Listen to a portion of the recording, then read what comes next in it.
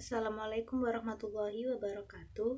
Kami dari kelompok 2 akan mempresentasikan hasil analisis artikel internasional kuartil 1 dan kuartil 2.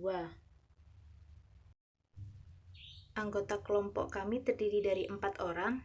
Yang pertama ada Safira Alia Afrianti dengan NIM akhir 5056, Dianti Dwi Utari dengan NIM akhir 5057, Indah Widya Ningrum dengan NIM akhir 5074, dan saya sendiri Lia Nuri Rohmiana dengan NIM akhir 5075. Berikut adalah bukti-bukti artikel internasional terindeks Q 2. Kelompok kami mengambil jurnal pada Jurnal Sagebook Topics in Early Childhood Special Education dengan judul Parental Styles and Parental Emotional Intelligence as Predictor of Challenge Behavior Problems Among Children in Israel oleh Khawatibah Akbaria PhD1 tahun 2022.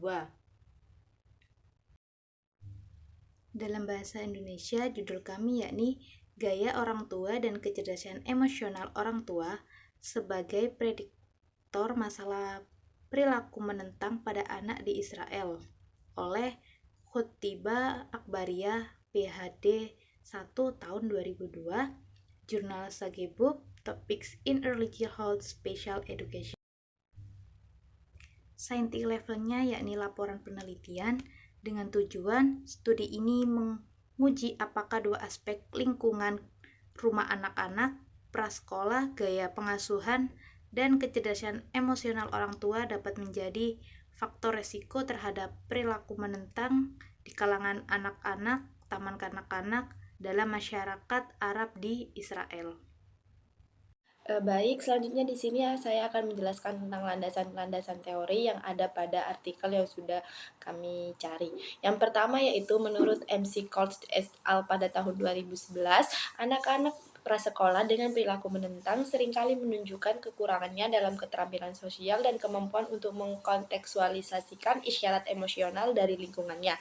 Yang kedua yaitu menurut Gundele pada tahun 2018, masalah perilaku mempengaruhi fungsi psikososial anak-anak ini pada prasekolah, kinerja sekolah mereka, dan fungsi pekerjaan di kemudian hari.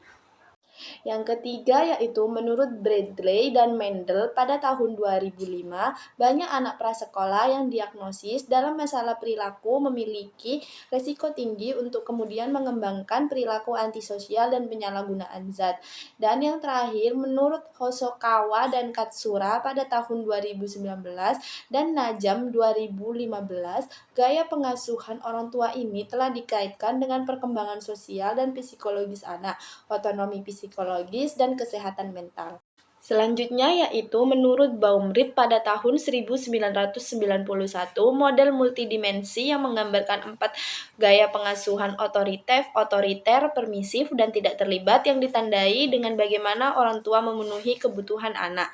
Yang penting, bukti dari penelitian terbaru menunjukkan bahwa keempat gaya pengasuhan tersebut menunjukkan hubungan yang berbeda dengan perilaku-perilaku yang menentang pada anak. Dan selanjutnya yaitu menurut Hoskin pada tahun 2014, orang tua yang otoritatif menunjukkan keseimbangan dalam menjunjung tinggi aturan-aturan dan responsif terhadap kebutuhan emosional pada anak. Yang terakhir, menurut Safior et al. Pada tahun 2015, gaya pengasuhan otoritatif ini juga mempunyai hubungan negatif yang sangat signifikan terhadap internalisasi dan eksternalisasi perilaku menentang yang ada pada diri anak.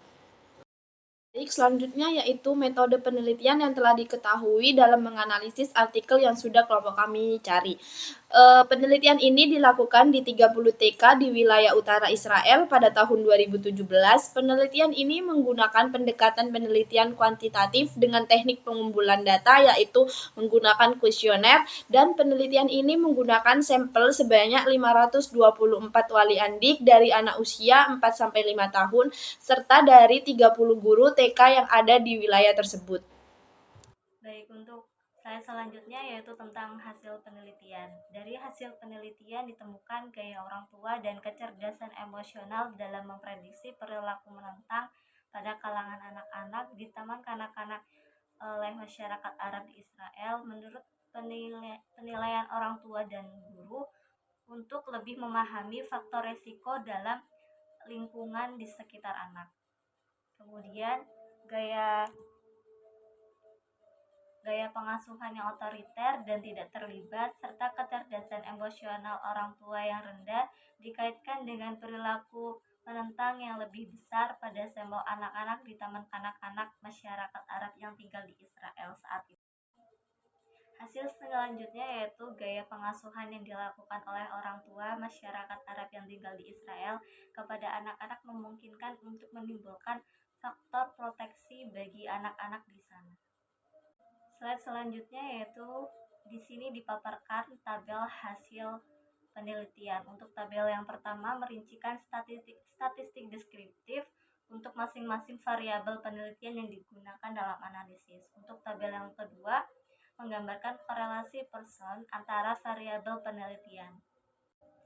Untuk tabel yang ketiga ini menganalisis regresi dalam langkah-langkah digunakan untuk lebih memahami hubungan prediktif gaya pengasuhan orang tua dalam memprediksi perilaku menentang anak-anak menurut laporan orang tua, sekaligus mengendalikan kecerdasan emosional orang tua. Tabel yang keempat ini mengenai regresi langkah memprediksi perilaku menentang menurut penilaian guru. Baik, untuk yang selanjutnya yaitu hasil jurnal atau textbook. Yang pertama, tantangan emosional dan perilaku pada anak prasekolah mempunyai dampak jangka panjang yang akan berdampak negatif terhadap kehidupan anak. Dan yang kedua, orang tua lebih menyukai gaya otoritatif dalam mengasuh anaknya. Yang ketiga, gaya pengasuhan otoritatif menjadi faktor protektif dan berhubungan dengan perilaku menentang.